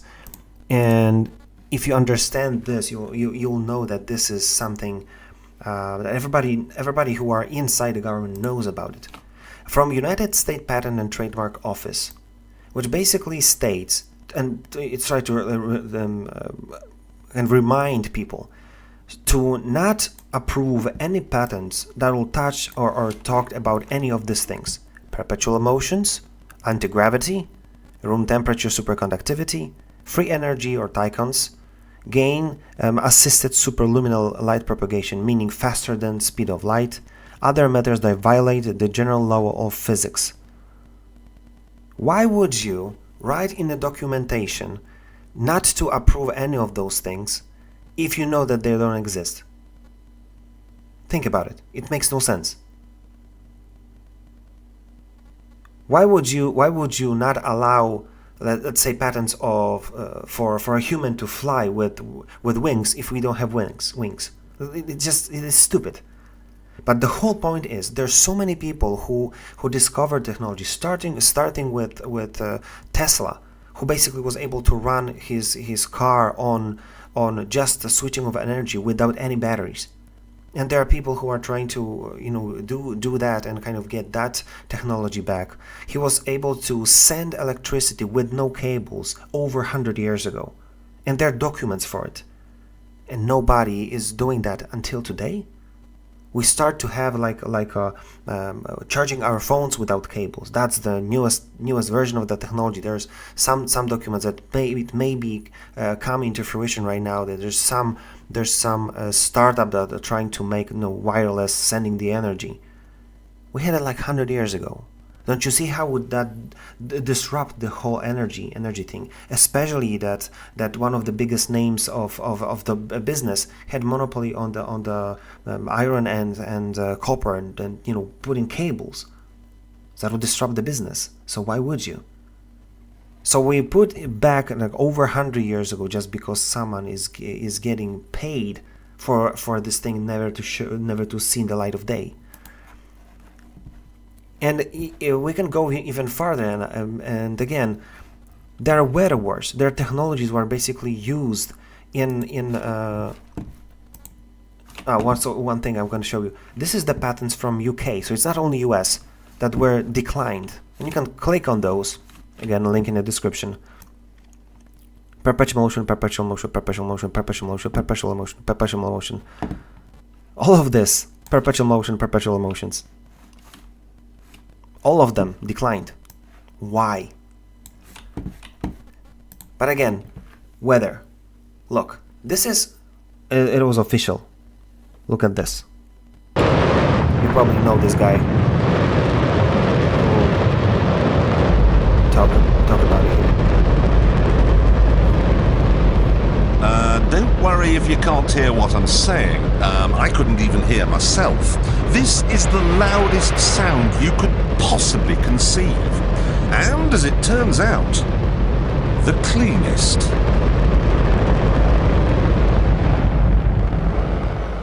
Now, the most amazing thing is that cloud up there, which was generated by the engine, is just a mixture of hydrogen and oxygen. It's water vapor. And in about an hour's time, someone in Mississippi is going to get wet washing. It will actually rain.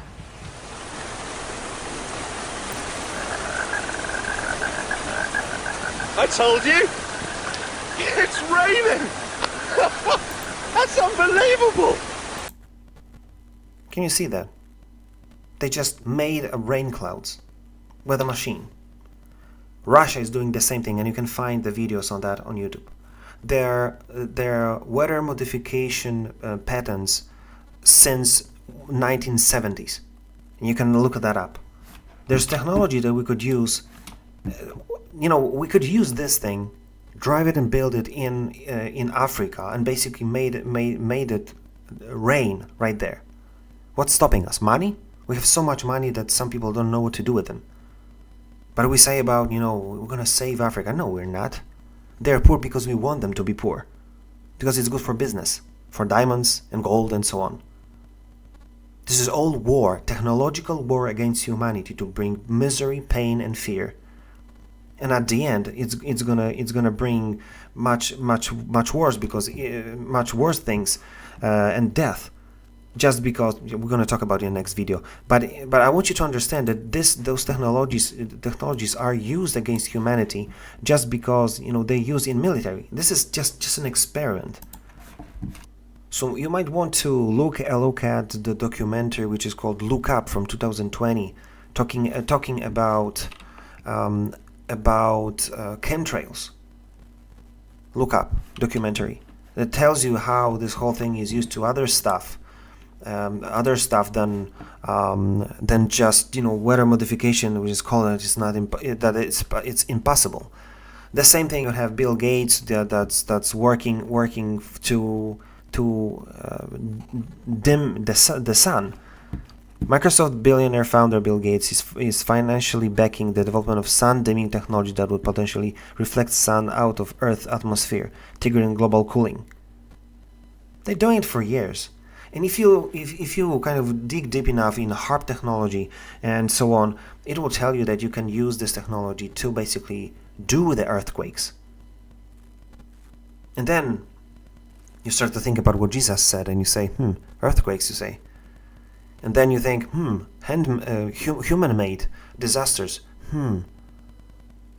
What if it's possible, what if the Indonesia tsunami was a result of somebody playing with this technology? What if Japan's tsunami was a result of somebody's playing?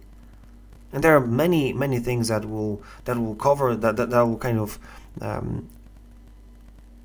that I would tell you that it's possible. But you have to dig. I don't want to, you know, put any conclusions to that, but I know that technology exists, and many people who are inside military and the system, the beast system, they'll tell you we've got the technology and we've been using it for years.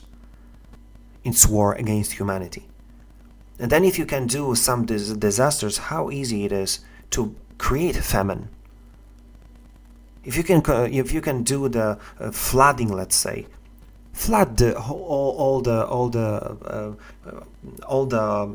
wheat, let's say, all the things that are growing, flood it with water. You've got famine. That's easy. You don't even have to have war and all the breadbasket countries basically not exporting food to others, and you've got famine by the military, by the war itself, and by the economy impact. But then you can use technology to bring famine. Again, man-made. Do you get what I'm saying? It's getting creepy, it's getting crazy, but that's how it works. Not even going to the CBDC again, that's going to control everyone. And if they're going to tell you you're going to eat bugs, you're going to eat bugs. If they're going to tell you you can't eat meat, you can't eat meat, because they're going to control your finances. I want you to understand that we've got technology that we can't even dream about. But that's the whole idea. If you control the food, you control a nation. If you control the energy, you control the region. If you control the money, you control the world. And all those three things I talked about in this video, in a previous one: controlling of food, controlling of energy right now with the water car and so on, and then controlling of money with CBDC. And they've got it all.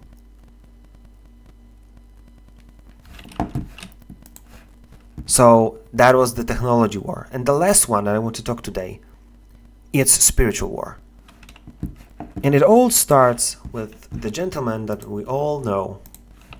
Listen to Stephen Hawking. So when people ask me if a god created the universe, I tell them that the question itself makes no sense. Time didn't exist before the Big Bang, so there is no time for God to make the universe in. It's like asking for directions to the edge of the Earth. The Earth is a sphere, it doesn't have an edge, so looking for it is a futile exercise. We are each free to believe what we want, and it's my view that the simplest explanation is, there is no God. No one created the universe, and no one directs our fate. This leads me to a profound realization. There is probably no heaven, and no afterlife either. We have this one life to appreciate the grand design of the universe. And for that, I am extremely grateful. Not even going to nonsense that this whole thing said, because why would there was no time, so God had no time to create Earth, to create this whole universe. Well, he created time and then he created the universe. The dumbest thing I ever heard. And then, if there's no God and we just here and we have one life to experience this design. What is the design if there's no designer? This whole thing makes completely no sense. But it's all started with, pushing this agenda, there's no God. There's, this atheism. And then it goes forward.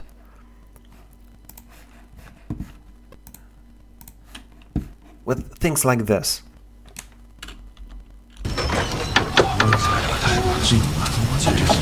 What's up, guys? Where the hell have you been? You've been worried sick. You said you were going to the garden to pray. Yeah. I was in the garden. You guys were passed out. So I came here to bless this ailing woman. So why does... Have you ever seen any other religion mocked as Christianity is in Hollywood? Have you ever seen comedies against Buddha or Muhammad? No, you didn't. Or if there were, there's just in comparison, there's nothing in existence really. The only religion which is basically mocked so hard is Christianity. Why? Interesting. Maybe there's kind of war against Christianity.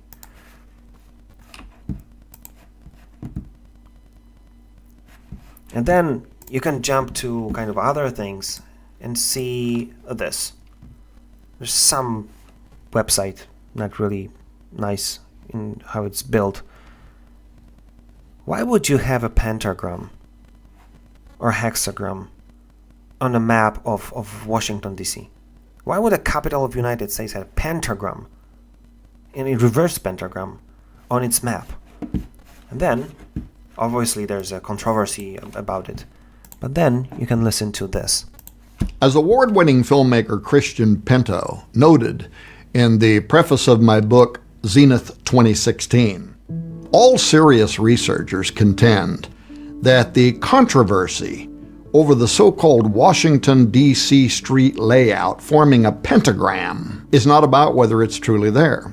Aerial photos clearly reveal that it is. Even the Masons who deny that they are responsible for it acknowledge its presence, but argue that Rhode Island Avenue does not extend all the way to complete the figure, and as such, the debate is twofold. Number one, was the D.C. pentagram street layout intentional, or simply the coincidence of geometric lines? Number two, why is the pentagram incomplete? Now, the answer to the second part seems to reveal the first. First, the unfinished pentagram is a well-known symbol in Freemasonry. As Manly P. Hall records in his writing, quote, "The pentagram is used extensively in black magic, but when so used, its form always differs in one of three ways. The star may be broken at one point by not permitting the converging lines to touch. When used in black magic, the pentagram is called the sign of the cloven hoof or the footprint of the devil," end quote. Now, so if you want, you might want to go deep and check this this thing and the sign of the cloven hoof or footprint of the devil and what is used. But if you look close enough, the black magic used in pentagram for a very specific reason, and I just stumbled upon some mystery WordPress site which said interesting thing: the broken pentagram is used by black magicians to conjure up demons in order to control them. So we've got in a Washington D.C., in the most important city in US, and if US is superpower and is one of the most important cities ever in our time in history, you've got a pentagram that is used in black magic by magicians to conjure demons? That's a spiritual war, at least in my view. Then let's jump to something completely different. And again, kind of touching with the technology we talked before. Do you know this logo? You probably do, especially if you are in US. It's much more popular than in Europe, but in Europe it's getting more popular in later years as well. This is an apple. This is the logo of the company, and think about it. Why it's an apple, and why it looks like it's bitten? Doesn't it look like it is a symbology brought from the Bible? We don't even know if it was an apple, but we kind of tend to use this fruit as an example of being this forbidden fruit. It was bitten, so it is like a sign of sin?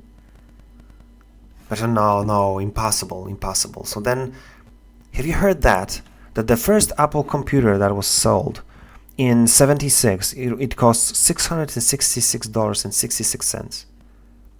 Why would you sell something on this price when you have this kind of logo? The plot thickens, isn't it?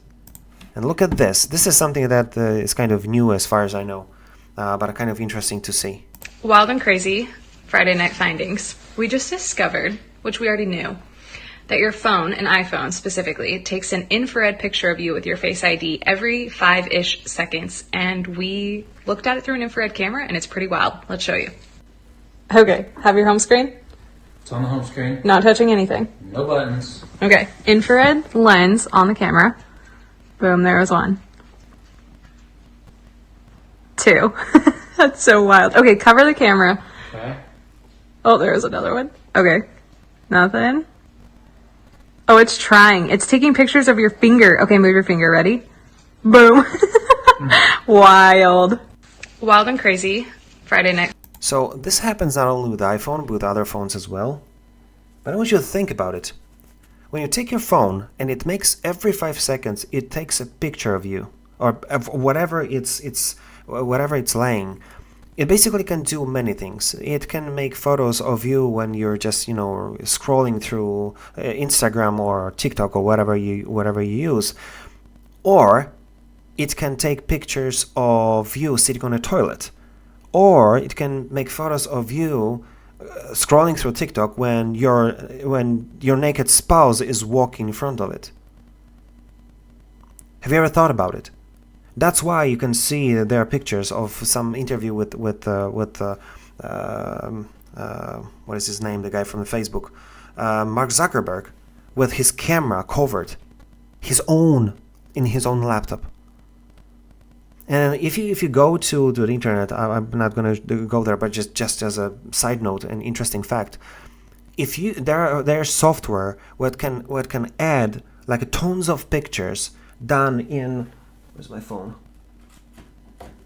You can take picture when you hold your phone like this. It's gonna make a lot of photos of different angles of every room that you're in, and there's software that allows people to build a 3D map of your apartment using that photos.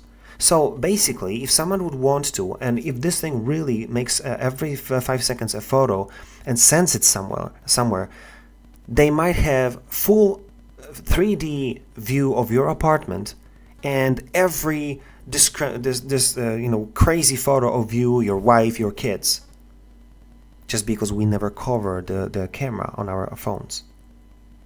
Can you see like how this thing is crazy, and how this thing is violation of privacy and violation? Nobody gave them law the permission to do this, but it's happening. Nobody asks you for it. This is a war against you and against me. And one additional thing, have you ever thought why this thing is called iPhone, iMac, iSomething?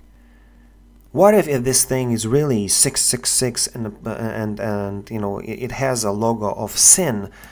What if it's an eye as an eye of Lucifer? Again, just a conjecture on my side. But it all comes together. If this is some occult technology, an occult company, they would spy on you and use it for the occult purposes. Just a guess. But when you put it all together, it's scary truth. So then again, it will be, combination of technology and occult, because simple even companies that we use are occult in their names. Why would you put a occult name on your company? And the same thing with Meta. Meta in Hebrew means dead. This is what Facebook changed his name to. Dead. Avon. Iniquity.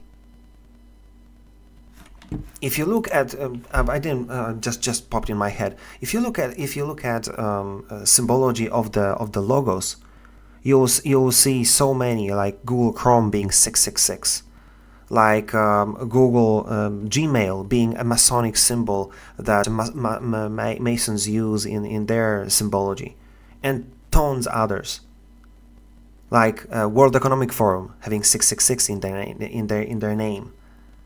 How the logo is created, the Global Economic Forum. Let me just show you. This is interesting because they're World Economic Forum logo. Just because it's getting more and more popular. This is 6, this is 6, and this is 6. Why would you do this? Why? Excuse me, guys. So, again, occult in the names. This is crazy.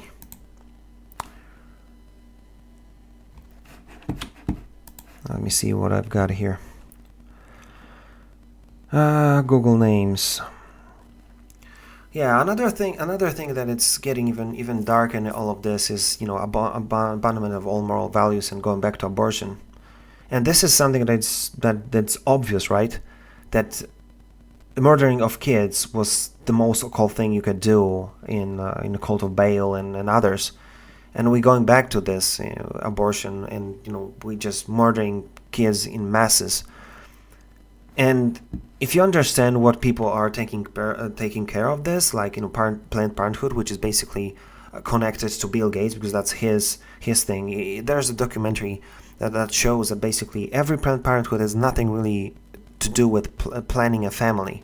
Most of those, one of the things, one of the only thing that some of those have is basically an abortion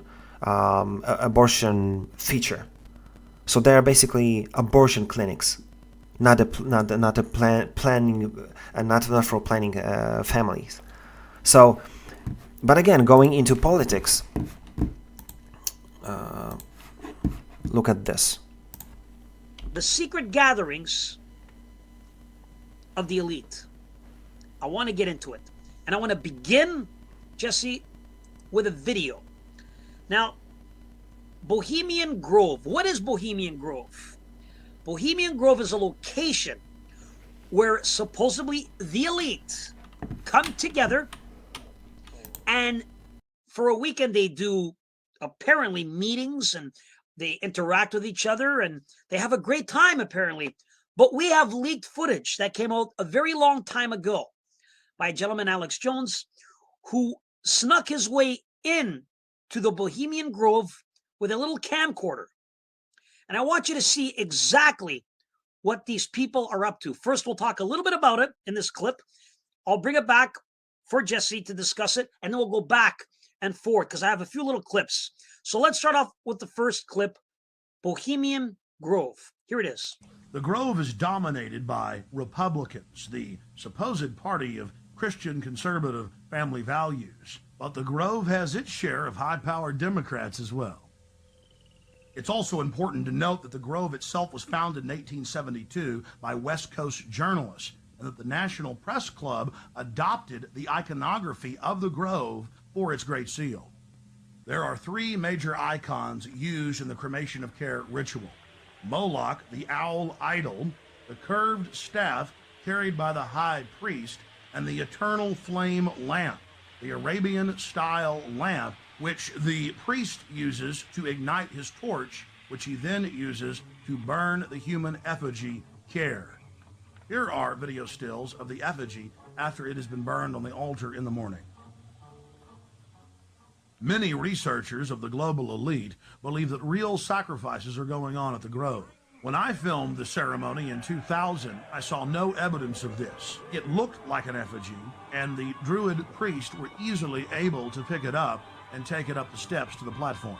Our inside source informs us that there are actually 4 effigies used in the ceremony. One brought in on the back of the wagon, another that's used behind the trees, another that's brought across by the Grim Reaper to the steps of the idol, and still another effigy that is placed on a black altar before Moloch, the demon god, and burned. The demon god Moloch. So first of all, if the highest, the people who are on the highest positions, like kings, like business people, like presidents and so on, they're going and taking part in this kind of theatrics, you'd say, isn't that insane?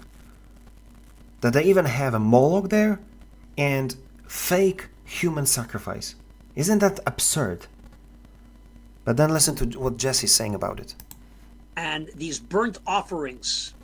I have clips of the actual ceremony, but before we get to that, Jesse, do you want to touch on so far what Alex said?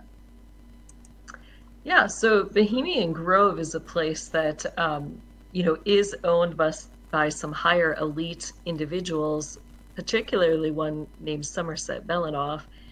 And, she does all sorts of things in connection with that. They have made it kind of like a retreat for the men, but as you break it down, these individuals, they like to make things look like there's nothing happening there when in fact there is.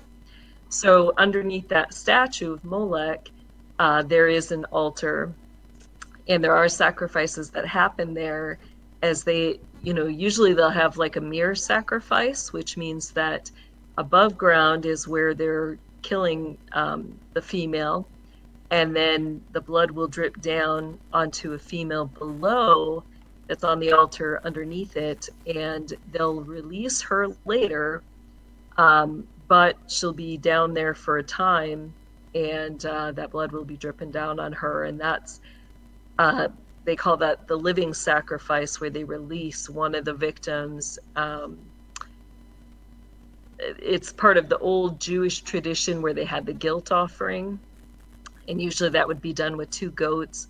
One goat would have the sin put on them, and that's the goat that would be slaughtered, and then one goat would be redeemed and set free. She is talking about a few different things, but I want you to understand that not only her being inside, and if you know about her, if you watch my previous videos of Jessie Chabotar, she basically says about that there's underneath there's a real sacrifice that might be going at the same time. Is it happening in that exact time or later? Doesn't really matter. But I want you to understand that this whole thing is attached to our political and business spheres. And basically they play this whole thing, and this is what we saw as just a theatrics. But there's a human sacrifice ongoing. We saw the theatrics version, but there's tons of people who are talking about that it's happening, and it happened in masses. And the documentary they quoted was Dark Secret Inside the Bohemian Grove by Alex Jones. If you want to watch that video, you can find it on their website, I guess. But I want you to understand that it goes deep, very deep. And if you didn't know, Bohemian Grove is something that you want to look at. And then, do you remember this too? Well, they're connected to the top politicians in Washington and in England and in probably rest of the world as well. And they're, island of this gentleman. It's something that it's worth going into. You'll see the darkness that you didn't even thought possible. Again, war and bringing fear. And there are few things that happen throughout the years. I don't want you to see that there's officially things happening in the world. Tell me that this is normal. Commonwealth Games opening ceremony 2002.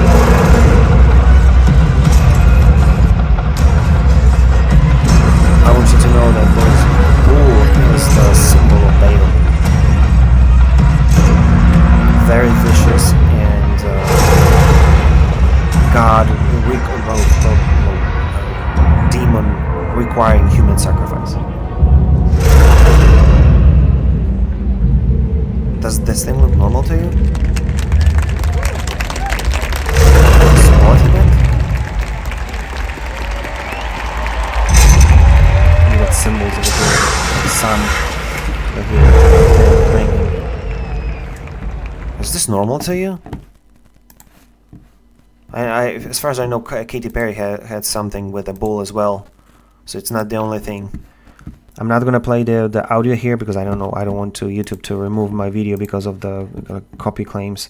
But this is the Sam Smith and Kim Petras perform "Unholy" in Grammys 2020. You've probably seen that if you're watching this things happening. This is Grammys. This is Grammys. This is them on the Grammys. Is that seems normal to you? Is that normal? Watch it on YouTube and cry because our world is basically ready to be completely destroyed.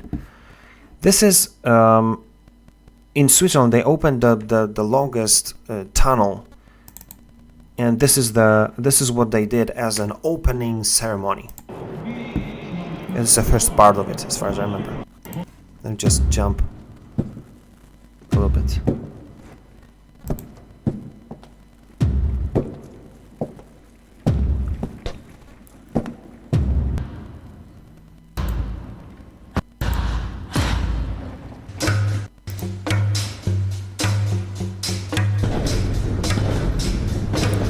We've got a portal, and people doing crazy stuff. Does this look normal to you?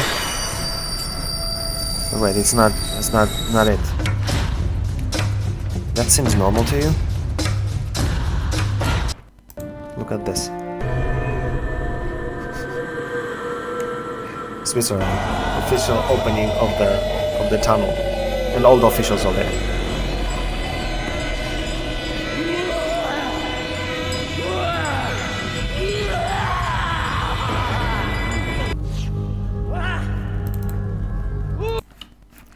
Is this normal? Tell me that it's not demonic. Again, 2012 Olympics.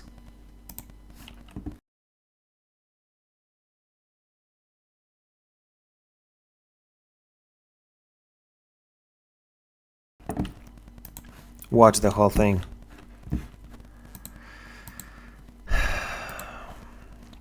And this is just one of many rave concerts or some rave event.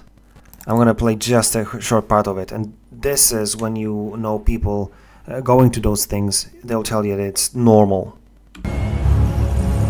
Everybody has a dark side. It's strong. It's overpowering. It is in charge. And the worst thing is, you all have it in you.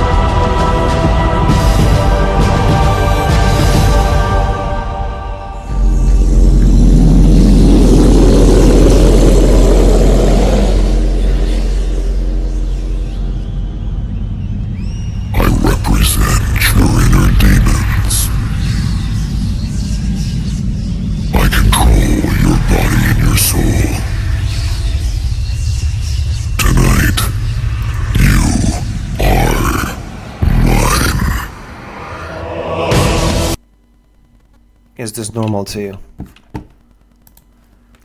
And as the last thing, I want to show you... Oh no, not the last thing. One more thing. Is going in Hollywood, just as a side note. Listen to what Kanye said.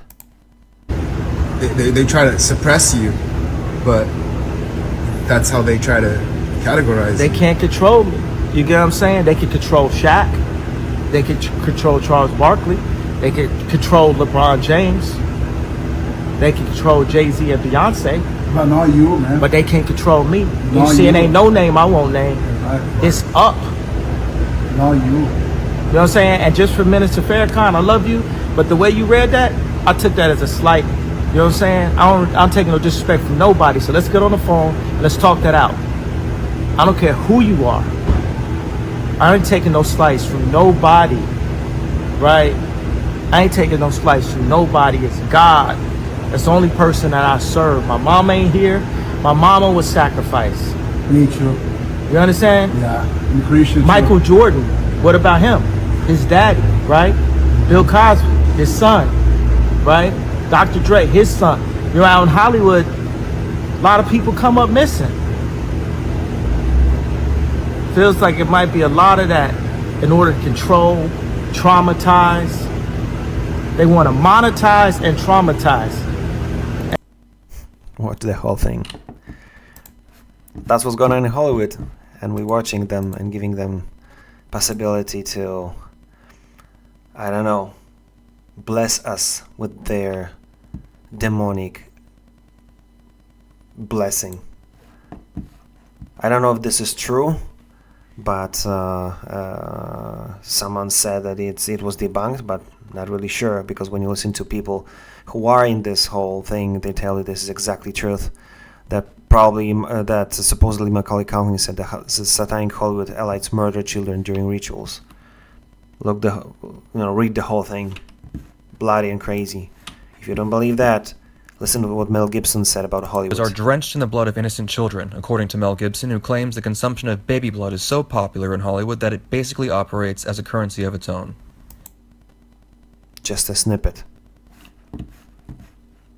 The same thing you could find about the guy who played the Christ on a Passion for. He talked about sacrificing children as well. And then when they push this whole thing and try to put this whole demonic stuff on us, then they write about it. Why cannibalism is suddenly trendy on screen? Isn't it programming as well? Subconscious programming? But then the last thing I want you to see is one of the end goals of this whole war on spiritual war that is going against us. Listen to this and tell me that it's not demonic. It's, I don't know, just listen. When you hear about this program this elementary school in Virginia is starting, you won't even be able to believe it. An elementary school in Virginia has officially started an after-school program about Satanism. This program is being implemented into schools across the United States, teaching kids the ways and methods of Satanism. This program involves real-life Satanists coming in and talking about Satanism and desensitizing children to the devil. The goal of this program is to get public school kids across the United States to become accustomed and comfortable with the things of the devil. The Bible says that in the last days before Jesus comes again, people will call what is evil good and what is good evil. If you believe Jesus is coming again, subscribe now and share this with a friend to make sure they know what the devil's trying to do. I have no words. I just simply have no words, really.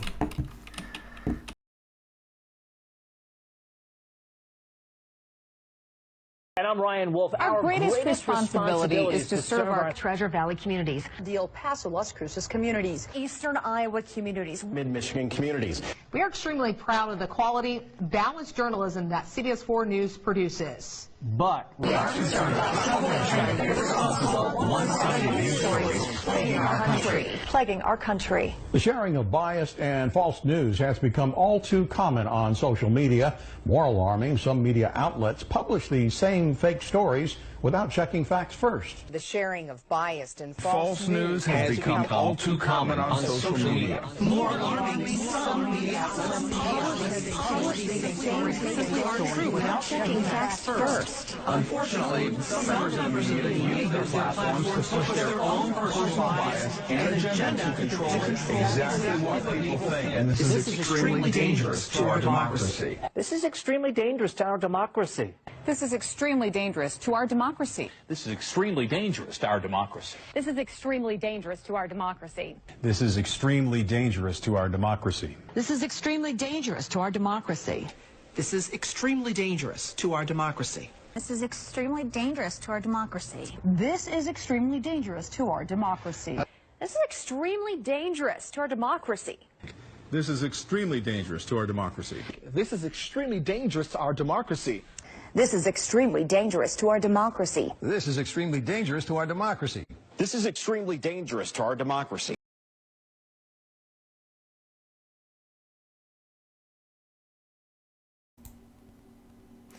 So this is what I want you to take from this video. It looks like the rider on this fiery and red horse is already here, and he is here already for decades. And his impact or influence will only intensify. His goal really is to take peace out of the world, and he's going to do whatever means necessary to achieve it. That's why he's going to lie, he's going to manipulate, and he's going to confuse. That's why he is waging wars on so many fronts. The regional military conflicts, the economical destruction, political manipulation, hijacking of the law and its execution, mind games, he is bringing propaganda, mind control. He is using technology or obscuring technology, giving us the faulty ones, which is not enough what we need, or even hiding it altogether just to use it for his own gain later. He's using spiritual warfare, and he's gonna make it even worse by casting magical spells and curses and all of this. Because he is here to kill, steal, and destroy. And basically to put us in such a state of mental, physical, emotional, economical, and spiritual exhaustion that we would start call good evil and call evil good. To call what's darkness the light, and what's the light called the darkness. So in our heads, in our hearts, in our spirits, we will turn to the darkness and start expressing this anger with violence, because we would bring death to us and others. You see, the end goal of all of this, exactly as Revelation says, it's to bring world to the brink of such level of exhaustion that we will start screaming for peace and security, screaming for the Messiah. And the world's gonna get one, but in a form of Antichrist and the rulership of the beast. So that's why in our heads, in our hearts as a church, the question should pop up right away. So we would ask ourselves why we are here. What is our role in all of this destruction? And if you look close enough, Bible says it perfectly. In 2 Timothy 1, 7 and 8, it says, "For God had not given us the spirit of fear, but of power and love and sound mind."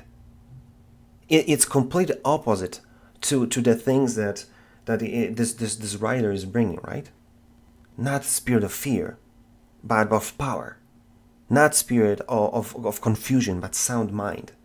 This is brilliant. And Paul says, "Therefore, not be ashamed of the testimony of our Lord, nor of me his prisoner, but be thou partaker of the afflictions of the gospel according to the power of God." And Jesus says perfectly as well. He says in Matthew 5:14-16, "You are the light of the world. A town built on a hill cannot be hidden. Neither do people light a lamp and put it under a bowl. Instead, they put it on its stand, and it gives light to everyone in the house. In the same way, let your light shine before others, that they may see your good deeds and glorify your Father in heaven. You see, at least for me, it looks like church was called to do one thing, be completely opposite to the things that Lucifer will bring to the world. In using one of his writers, the writers in the fiery red horse. It looks like the remedy for all of this is spirit and power of God. We are called as a church to be some kind of consciousness, like the last stand, the last bastion of common sense. And we as a church and personally were called to be the last hope for those who are in the world but living amongst us, like our neighbors or our acquaintances. And as a church, we're called to be the last place that people will be able to get physical and spiritual salvation. That's why I'm going to talk about it over and over again. What is your calling? What is the thing that you were chosen to be personally and as a part of the church? Because it looks like if we're not going to play that role, no one will. That's why think about it and do something about it, because it looks like we're 5 to midnight. It's time to get ready, soldiers. If you like this video, like, share, and comment. If you didn't, comment as well and tell me what you think. And what is your experience? And if there's anything you want me to talk about, just give me a shout. I'll be glad to do it for you. And that being said, see you in the next video.